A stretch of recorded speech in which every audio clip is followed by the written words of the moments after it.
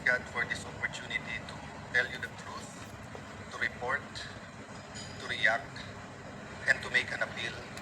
First, sa mahal nating Panginoon, and second, sa ating mga kababayan. First po, ang aking pong appeal sa lahat is we start focusing on the truth and the whole truth.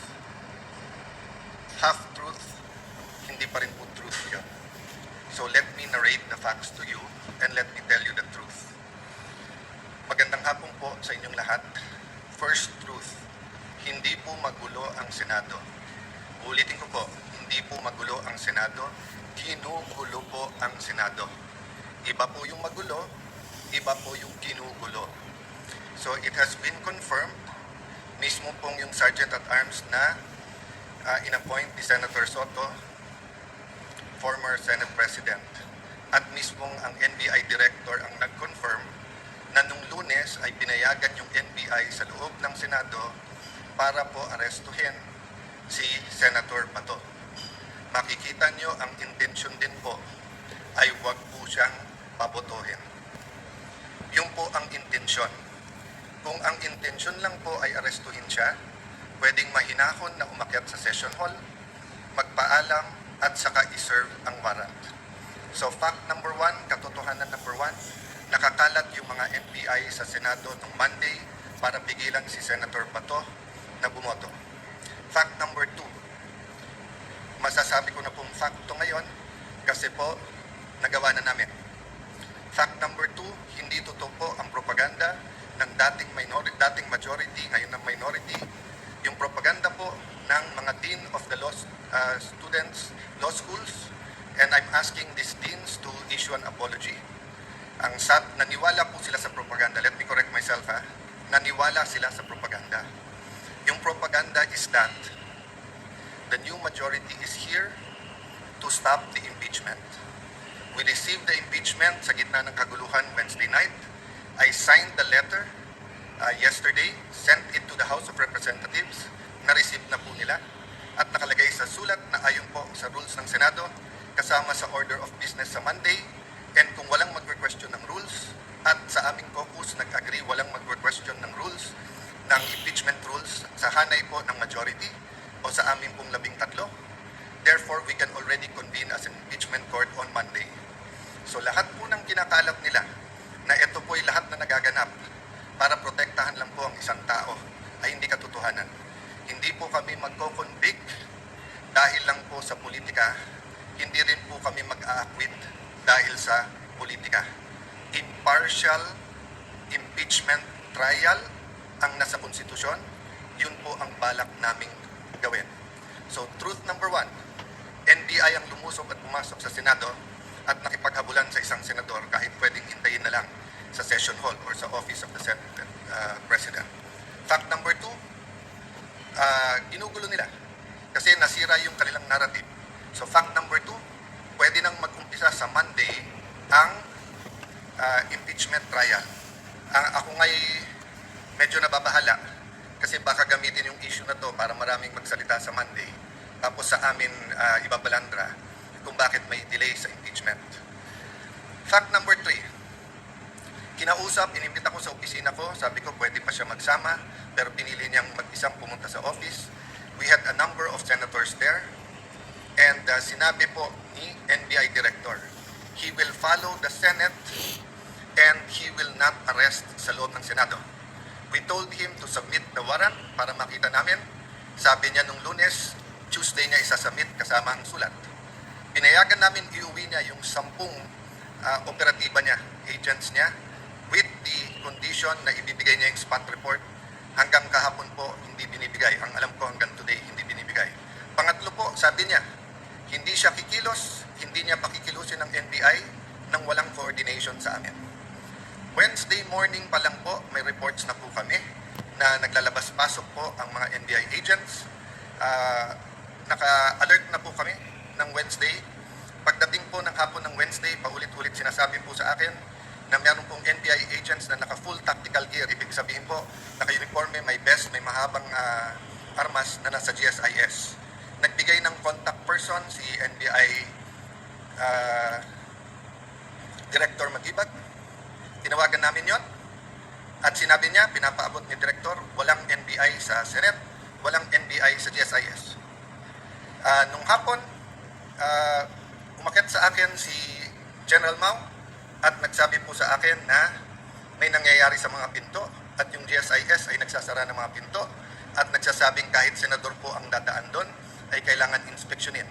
Sabi ko kay General Mao, pakianyaya sa head ng GSIS, administrator yung nagamit niya noon, I think he meant GM.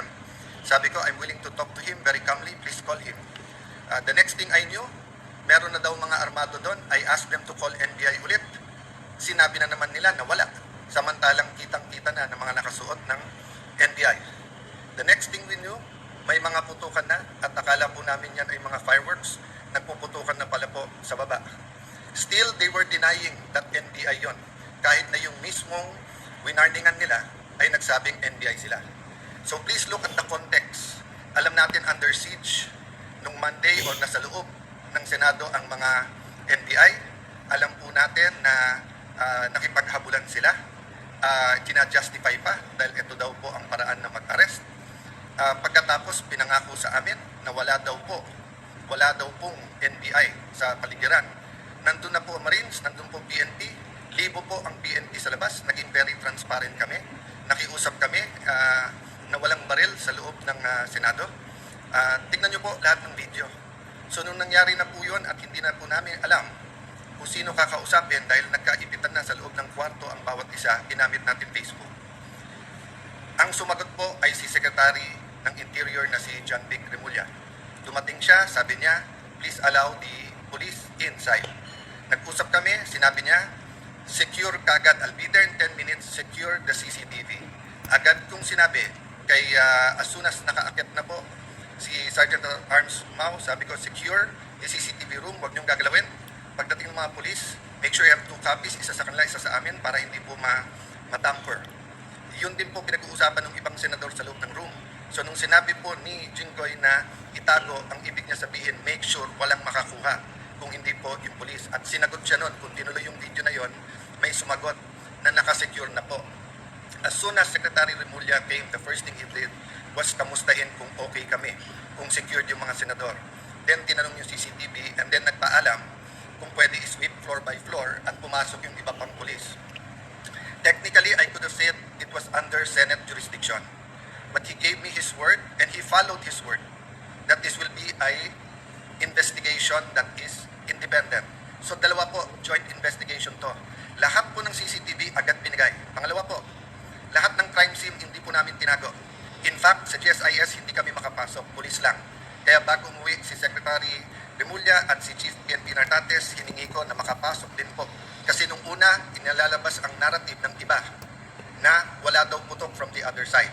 Nung una, isa pa lang ang nakitang putok o bala na tumagos galing sa kabilang side. Pero nung pinayagan kami sa loob at nung pagkatapos po na inusisa ng mabuti ng PNP, nakita po na may at least 5. So what am I saying here? This is the results of the independent investigation so far. The President, and I thank him for calling, checking how we are, and assuring us that he told everyone to stand down, the military, the PNP, and the NBI. But I told him, sir, the NBI has been lying to us. Sabi niya, hindi, susunod sa kanya yung NBI. Sabi ko, sir, with all due respect, nandito naman si Sec. John Vic, siya na mag-report sa'yo. So, dun sa mga nagsasabing this is staged or whatever, di ba, we allowed every single transparency measure, we allowed the investigation. In fact, pag-akit namin ng 5th floor, kahit wala sa usapan, sabi po ni Secretary Remulla, ibaba ang mga armas ng USAA. I saw his wisdom para nga hindi magka-ikwentruhan, para hindi magkaroon ng miscommunication or hindi questionin ang intensyon ng bawat isa. Pinababa ko sa mga USAA yung mga armas. Sa 5th floor yon. We went to the 1st floor, nakita nyo naman yung press con. After the press con po, may nahuli na sinasabi niyang confidential assistant, confidential agent po siya. Confirm po yan at kinasuhan na po yan. At sinabi din po niya kung sino nag-utos sa kanya na taga-NBI. It is about this time na nagsimula palang mag-iba ng narrative ang NBI. Biglang umamin na nandun at biglang may sulat daw na GSIS ay nag-request ng security. Kailanman po, wala sa history ng GSIS na NBI NBI ang kanilang tatawagin. Parati po yung pulis. Ang NBI po ay hindi taga-secure. And even assuming for the sake of argument, may usapan na po kami ni Director Matibag na in the building, around the building, kasi pinangako niya sa akin walang checkpoint sa labas ng NBI. Samantalang nakita namin po yung video, NBI, pinabubuksan po yung mga kotse ng senador. This was on Monday. So sunod-sunod po ang kasinungalingan po ni NBI Director. I believe he's lying to the President. That is my personal belief. I believe he is giving him false narratives. Kasama po nila si Senator Trillanes nung Monday. Senator Trillanes had no personality to do that, but he is in coordination with many. Let me express my sadness, my regret. First time po na ganito nangyari sa Senate. Usually po, nabangga lang, nauntog lang yung isang senador, nadapa. Nandyan na yung 24 to see how you are. Usually po, may threat pa lang sa Senate, pupunta na dyan lahat to see how. But makita nyo naman po, parang bula, nawala po yung buong minority. Pagkatapos wala kaming narinig hanggang mga 10:30. Nung sinabi lang po, 9:10, I don't know the time anymore. Nung sinabi lang ni Senator Camille that we're okay, doon lang nagparamdam yung iba. And then ngayon, sunod-sunod galing sa minority, pinagbibintangan pa ang majority at ang Senado. Pinaligiran tayo ng NBI, naka-full tactical gear.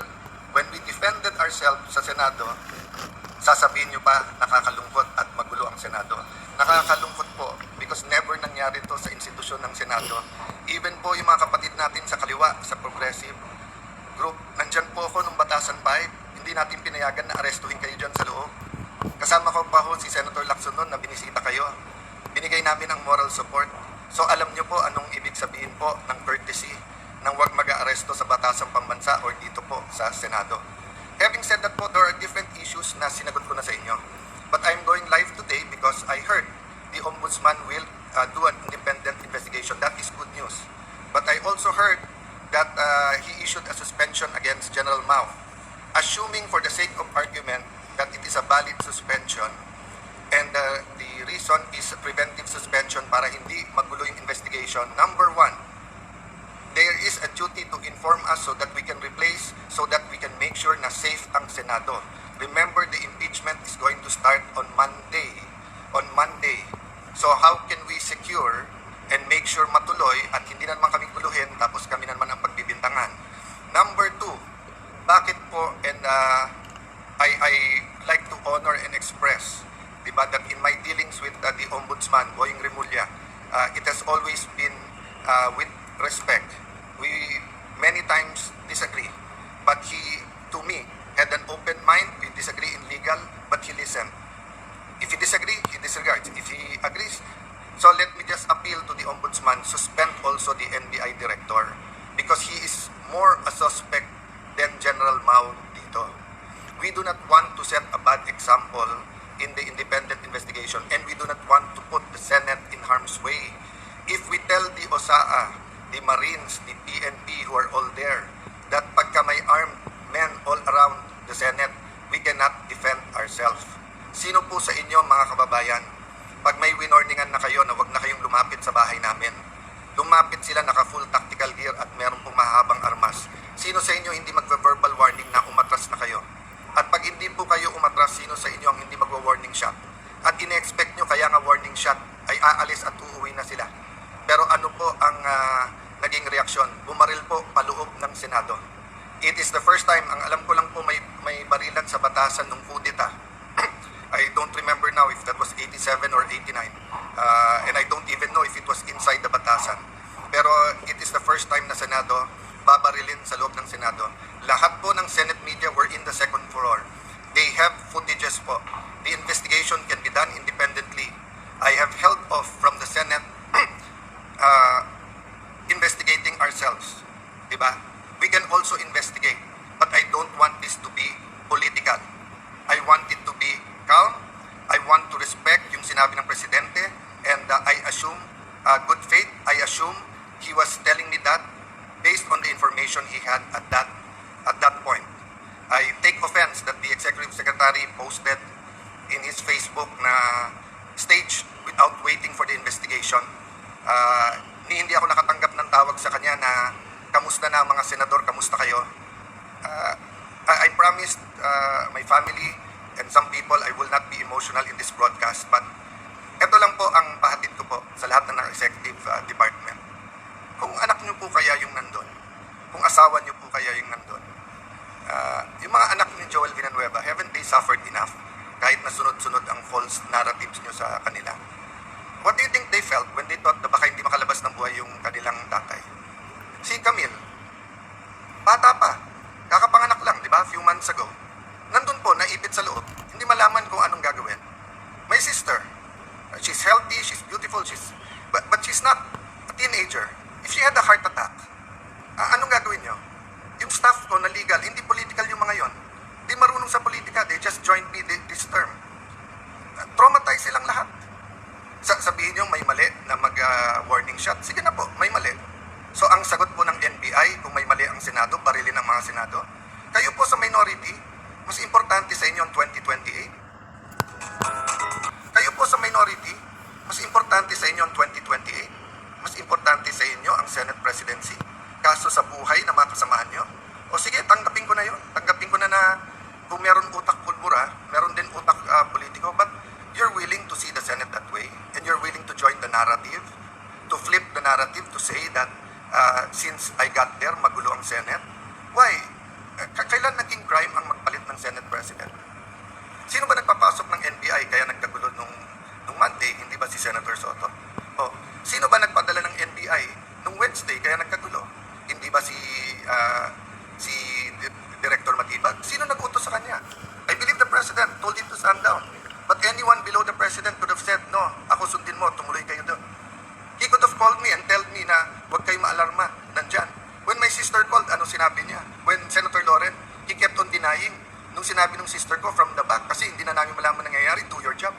Pinagsisigawan yung sister ko na huwag mo akong sigawan. Yan po ang response ng ating NBI director nung akala niya, nung nalaman niya na under attack ang Senado. Hindi niya sinabing, ma'am, susugli, ma'am, titignan na, ma'am, pupula out din, ma'am, tatawagin namin ng DND, ma'am, tatawagin namin. Hindi. Ang sinabi niya, huwag kayong sisigawan. So mga kababayan, kung tumawag kayo ng 911 at sinabi yung nilulusob ng mga bahay niyo, may mga armado na puputukan, at ang sabihin ng taga 911 sa inyo, huwag niyo ako sigawan, ano po mararamdaman niyo? So I have held back emotions. I have tried to answer as much as I can. I have a narration of facts. I have the videos. I could have made accusations yesterday sa harap ng media. They know what really happened. But I didn't. Why? Because our country is in several crises right now. The crisis brought by the oil shock. So I want the 5 or 7 bills that can help us. Tinawagan pa ho ako ng DepDev, yung dating NEDA na secretary, kasi biglang kinancel ang LEDAC sa Tuesday at sabi ko, willing ba akong ituloy? Ito, willing po, dahil napaka-importante to. At sabi niya may i-discuss na new taxes na importante. Sabi ko, willing to listen. O yung pala, sinasabi ng mga kasama namin, kinakausap at tinatawagan at yung iba'y tinatakot dahil kailangan daw magpalit ng Senate President sa Monday. Politika na po yun, isang tabi natin yun. Let's go back to the main issue. The integrity of the Senate. The President used to be a senator, he understands this. That's why he went on national TV. I believe that's why he called. Because he wants to make sure we know in the Senate that he will not allow that. Pasensya na po sa mga kaibigan, mga kakampi sa DDS. I take that po, yung sinabi ng Presidente, I assume good faith. I assume that when I am told as Senate President and what the President speaks, he is speaking truth. Ang problema is he being told the truth. Is Matibag and others under him telling him the truth, or do they have their own agenda for 2028 and they have their own agenda for the Senate presidency? Lastly, I may leave anytime. They can remove me. I can even be gone as senator. I mean, I've reached the pinnacle, I think, of my career. No, from councilor to vice mayor, congressman, speaker of the house, secretary of foreign affairs, and now Senate president. Ano pang hihingin ko sa mundong ito? Ano pang ipagdadasal ko sa Panginoon? Siguro po, dito sa local, kasi mahal ko po ang aming bayan ng Taguig at Pateros, di ba? But in so far as national, wala na po akong hanapin. Tahimik po buhay ko. Tahimik po buhay ng ate ko. We're minding our own business. But when 12 senators came to me and said, we have to make sure that everything is done by the Constitution. Simple ang sinabi ko, will we have a fair and independent impeachment process? process? They said yes. Are we all willing to sacrifice? Yes. Are we going to be confrontational every move? Hindi. Oh, pero bakit po ganito ang inaabot namin? So again po, hindi po kami magulo. Ginugulo po kami. So again, Honorable Ombudsman, please consider, remember po in an investigation, it's not only the result, it's the process. So there will be no independent investigation while the NBI officials hindi lang po yung director, yung pong head ng transnational crimes, kasi yung po ang tinuturo ng kanilang confidential agent. Hanggang hindi po sila sinususpend, tapos ang sinususpend po ng sa Senate. So mga kababayan, asahan niyo po sa Lunes, ang focus, ang atensyon, bagaman napaka-emotional itong mga nangyayari at bagaman existence na ng integrity na ng Senato, alang-alang po sa ating mahal na bayan, alang-alang sa konstitusyon, we will focus na makonvene yung court. Kung may gugulo po niyan, hindi po kami. By the way po, pagka-convene namin as a court, pag-issue po ng summons, hindi pa ho magsa-start ang trial kasi sasagot pa ho ang Honorable Vice President. So wala pong dahilan na magmadali silang magpalit sa Monday, even if they will recycle another narrative to say that this is for the impeachment. I ask our young people now, yes, there are, dati kasi pagka nag-issue ng statement lahat ng deans, ako mismo bilang idealistic na law student, kahit tatay ko mismo na idol ko nagsabi bilang batas, naswisway din po ako. Pero tignan nyo po yung katotohanan versus po sa propaganda. Sabi ng mga deans, ang palitan daw ay para makontrol po ang impeachment at para po ma-dismiss. I'm paraphrasing, di ba? Or whatever you call it, whatever word you use it. Hindi po. In fact, mas mabilis pa ho kaming kumilos. Kasi pwede pong Thursday na namin check-in lahat ng annexes, etc. Kasi nagkagulo sa Senate ng Wednesday night. But hindi po. I think the very professional Senate Secretariat, despite yung buong gulo, tuloy-tuloy po. Tuloy-tuloy po yun. So, again po, you want an independent investigation, go ahead po. Pero delikado po kung ano magiging katotohanan because ang katotohanan po, ang Senado ang ginugulo. We will keep you updated. Again, we have all the facts. Sa mga matitinik na reporters na may mga tanong na pointed, I'm talking about outside the Senate kasi inside the Senate, nakapagtanong naman sila. We're ready to answer all of the questions. We just wanted everyone, to not have a national trauma about a news that inaatake ang Senado ng NBI. But now that it's out, that it is the NBI, prove to us that that was a rogue decision. Prove to us po na misfire po yun at hindi po yun ang talagang tangka, di ba? Again, I will give everyone the benefit of the doubt. Pero doon po sa mga nagsasabing drama, etc., ito lang po sasabihin ko sa inyo. I hope your family is never put in that position. Because I was there. I was there and I wanted to go out and I wanted to face them. Diba? And I saw the reaction of everyone and I was watching the video. Sobrang tapang po. Hats off. I really respect po yung Senate media. Hindi kayo nagtago, hindi kayo umuwi. You ran towards danger so that people will know the truth. Kaya yung pakiusap po, lahat ng naglalabas ng video, nakitang-kita yung katotohanan, kaya nasisira mga gawa-gawang narrative. Continue to do that. So may we ask God for one thing, the truth to come out. The truth to come out. Based on the truth, let's move forward. Let's build our nation. Let's not destroy our nation. Let's build our nation. God bless you all.